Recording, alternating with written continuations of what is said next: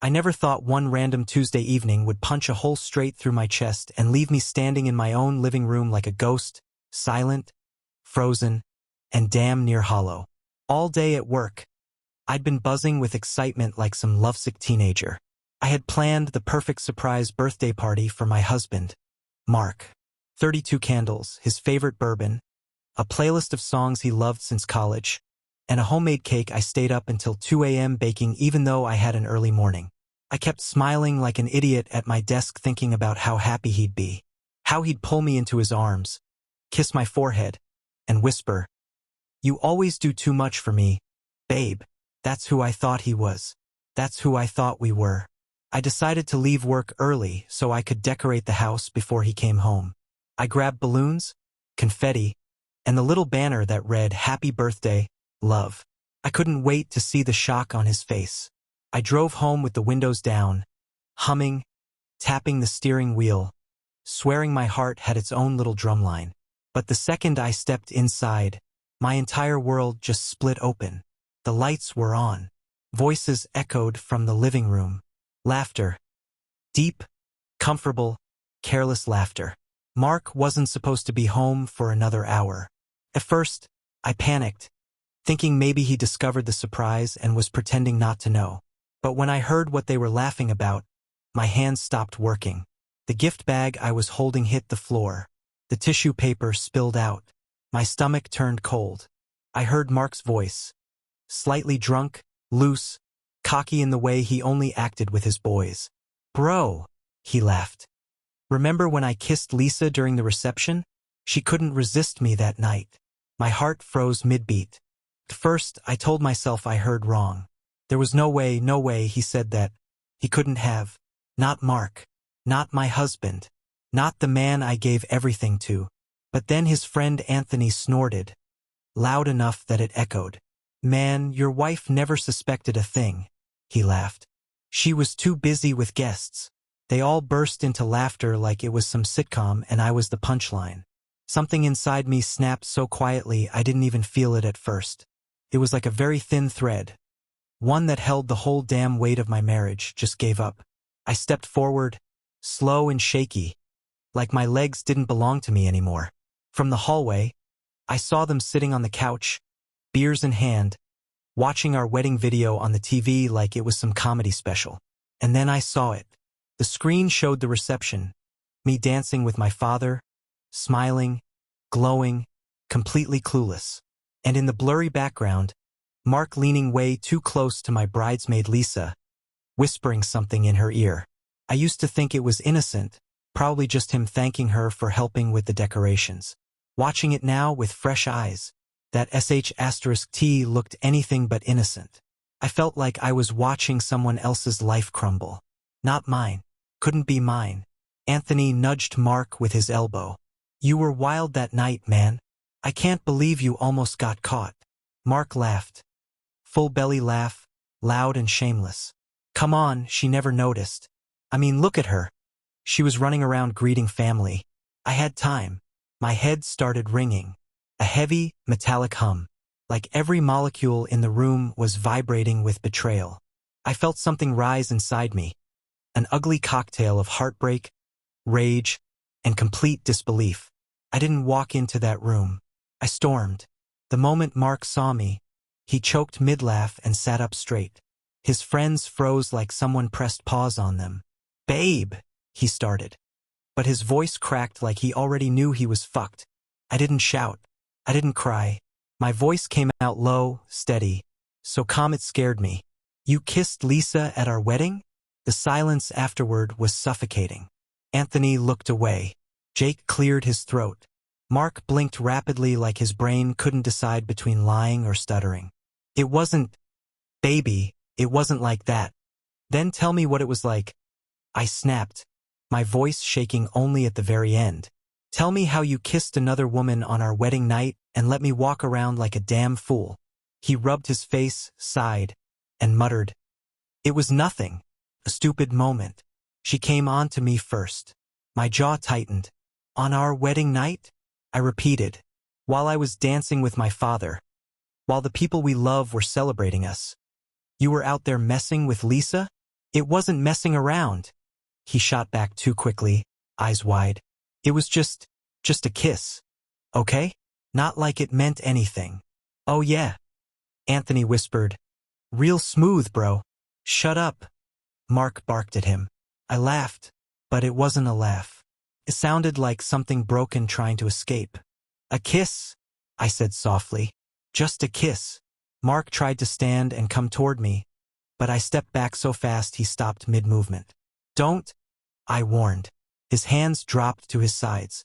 You planned a surprise for him? Jake finally asked softly, noticing the balloons in my hands. My throat tightened. Yeah, I planned a party for a man who betrayed me before our marriage even started. I looked at them. Grown men sitting on my couch, laughing at my pain just minutes ago, and something inside me hardened into steel. I wasn't going to break down in front of them. I wasn't giving them that satisfaction. So I inhaled deeply, stepped forward, and pressed the remote, pausing the wedding video on a frame of me smiling, big, bright, stupidly happy. This woman, I whispered, pointing to the screen, deserved better. Mark swallowed hard. She still has me. Did you just hear yourself? I snapped. You're out here bragging about cheating at our F***king wedding, and you have the nerve to say she still has you? He flinched. His friends looked uncomfortable now, shifting, clearing their throats, staring at the floor like they were suddenly saints. I walked backward toward the hallway, dropping the banner on the floor. Crumpled on impact, the words "Happy Birthday," love bending out of shape. Fitting. Before leaving the room, I said calmly, get your friends out of my house. And when I come back downstairs, you better have something real to say. Not excuses. Not lies. The truth or nothing. Mark opened his mouth to speak, but I didn't give him the chance. I turned and walked upstairs, closing the bedroom door behind me. The moment I was alone, everything inside me collapsed. I slid down the door, my chest tight, my eyes burning. The pain hit all at once, raw, sharp, unforgiving. I felt like I couldn't breathe, like every thought stabbed me from the inside. I had loved him. I had trusted him. I had built my whole damn life around a man who kissed another woman on the night he promised me forever. I buried my face in my hands and let the tears fall, messy, loud, choking sobs that shook my entire body. This wasn't some minor mistake. This wasn't something stupid he did while drunk 5 years later. This was on day one. On our beginning. He broke the foundation, and I didn't even know. When the tears finally slowed, I forced myself to stand. My hands were trembling. My reflection in the mirror didn't look like me. Eyes swollen, face pale, expression empty. I didn't know what the hell I was supposed to do next. But I knew one thing. My marriage was no longer the same. And nothing Mark said downstairs would change what I saw, what I heard, or what I felt. Not anymore. And that was the beginning. The moment everything shifted. The moment the truth ripped through every lie. The moment my heart began to fight between love and self-respect. I wiped my face, inhaled sharply, and headed back downstairs, ready to hear whatever pathetic explanation he thought would fix this mess. I wasn't ready for what came next, but I walked toward it anyway, because the truth doesn't wait. Mark was standing alone in the living room when I came back down. The TV was off. The beers were gone. His friends had vanished so fast you'd think the floor swallowed them. Good. He looked up at me with this pathetic mix of guilt, fear, and desperation. Like he finally realized the gravity of what he'd done. His eyes were red, probably from panic and not regret, because men like him only cry when consequences show up, not when they actually hurt someone. He spoke first. Baby, please, just sit. Let me explain. I'm standing, I said. Talk. He swallowed hard. It wasn't cheating. It was just a stupid moment. She grabbed me. Okay? I didn't go after her. And your tongue magically slipped into her mouth? I snapped. Accidentally. Can you please not make it sound worse than it was? He hissed, then immediately softened when he saw my face. I mean, shit, okay. I kissed her back, but it was a few seconds. That's it. It didn't mean anything. My arms crossed tightly over my chest. We were literally married 6 hours, I said. What exactly did you need from another woman? He dragged a hand down his face. It was a stressful day, all right? I was drunk. I was overwhelmed. And Lisa, she always had a thing for me. I felt my jaw clench. She had a thing for you? And you decided to indulge her. On our wedding night. He flinched again. His whole body language was nothing but guilt mashed with panic now. I should have told you, he whispered. I knew it would hurt you. I didn't want to ruin our marriage. You didn't want to ruin your image, I corrected. My pain never entered your damn decision. Silence stretched between us like a wire pulled too tight. He sat down slowly, his elbows on his knees, staring at the floor. I love you, he murmured. You're my wife. You're everything to me. I swear nothing else ever happened with her. Ever. That's not the point, I said softly, but the softness wasn't kindness. It was exhaustion. You broke something before we even had a chance to build anything. And I'm sorry. Sorry isn't a bandage for betrayal, I whispered. He looked up at me then, eyes shining. Not with remorse, but because he knew I might walk. And losing me scared him more than admitting what he did. He stood, walked toward me carefully, slowly, like approaching a wounded animal. Please, he said, don't throw us away over something so small. I laughed, loud, sharp, bitter. Small? He instantly regretted saying it. You really think kissing another woman, on the night you promised me forever, is small? I mean, compared to real cheating. Shut up, I said, voice shaking from anger now. Do not compare betrayals to justify yours. He shut his mouth. My voice dropped to a tremble. I spent the last 2 years thinking I married a loyal man. Meanwhile, you've been sitting on the truth, making jokes about it with your friends, replaying the wedding night like it's some highlight reel. It wasn't like that. I heard you. I cut in. You were bragging. He squeezed his eyes shut, inhaling sharply. I didn't mean it that way. Guys talk sh*t. You talked sh*t about your wife, I said. About hurting me, about disrespecting me. And you enjoyed it. No, he shouted, stepping closer. I never enjoyed hurting you. God, I wasn't thinking. You were thinking clearly enough to remember it in detail, I said coldly. He froze. I lifted the remote and turned the TV back on. The wedding video was still paused on my smiling face. The woman in that frame felt like a stranger. Mark whispered behind me. I was stupid. You were married, I replied. And you betrayed me. He tried to reach for my hand, but I backed away like his touch might burn me. Just tell me the whole truth, I said shakily. All of it, right now. He looked terrified. There isn't more, he said quickly. Too quickly. I stepped closer, eyes locked on his. Was that the only time you and Lisa kissed? His jaw tightened. My stomach dropped. That hesitation was louder than any confession. How many times? I whispered. Just twice, he blurted out. Once at the wedding and once before we even got engaged. That's it. I swear. That's all.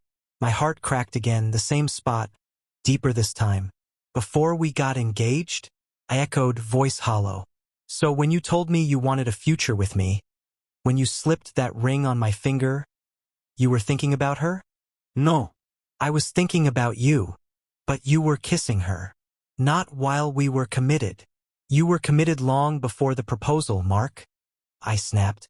His face fell because he knew I was right. We dated for years. We lived together. We shared everything. Commitment wasn't something that magically started with a ring. I don't even know who the hell I married, I said. You lied to me at the beginning, and you've lied by silence ever since. He stepped forward again, arms out, voice cracking. Baby, don't do this.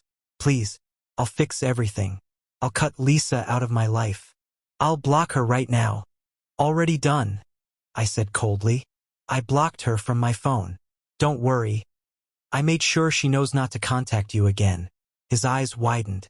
What did you say to her? That if she ever comes near our marriage again, She'll regret it. You shouldn't have said anything. Of course, I mocked. Protect the other woman, right? He shut up. I grabbed my purse and keys from the table. His face dropped. Panic flooded his eyes. Where are you going? He asked. For air, I said. For space. For clarity. Please don't leave. I'm not leaving forever. I'm leaving before I say something I can't take back. He reached out and grabbed my wrist. Please don't go. I looked him dead in the eyes. Let go. His fingers loosened. I won't end this marriage tonight, I said. But I also won't pretend everything's fine. You shattered something deep, and whether it can be rebuilt depends on what you do next, not what you say. He nodded, tears pooling in his eyes now. I'll do anything. We'll see, I said quietly. I walked toward the door, pausing only long enough to deliver one last truth. Love doesn't die quickly, Mark. It dies slowly. And tonight you killed a big piece of it. I walked out, closing the door behind me. The cold night air slapped my face the moment I stepped outside. And for the first time in a long time, I felt something strange. Freedom. Painful, messy, terrifying freedom. But freedom nonetheless. I didn't know what the future held. Didn't know if forgiveness was possible. Didn't know if trust could ever come back. But I knew one thing for damn sure. I wasn't the same woman who walked into that living room earlier. And I wasn't going to be treated like a fool ever again. Tomorrow, conversations would be had. Lines would be drawn. Decisions would be made. Where this marriage went from here, that would depend on whether Mark became a man worth rebuilding with. But today I chose myself. If you felt her pain, her strength, her fire, don't just read and move on. Share her story, support her stand, and remember, never let anyone dim your worth. Stay loud, stay fierce, and choose yourself every damn time.